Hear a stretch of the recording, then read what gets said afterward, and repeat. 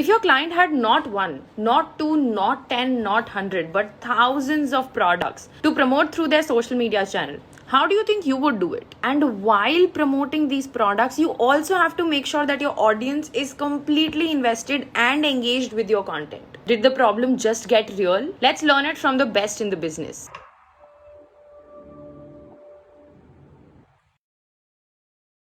They obviously post a lot of content about their upcoming shows and movies, but what is it about their content that makes us love it so much? To figure this out, I started dissecting their entire social media content. But in the meanwhile, I also realized that they post a lot of content. So 3 months might just get too much for one video. So I started with 1 month first. Even after doing that, I ran out of space.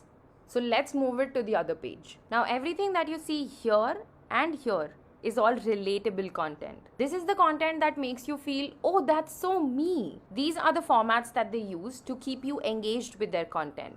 This and this is them integrating their core business, movies and TV shows, into your life. They try to make it more interesting by getting the cast members to do activities that you would like watching. And that's my dissection of the social media content of Netflix. While you finish watching this piece of content, I'm gonna go and binge watch a show on Netflix. Bye bye.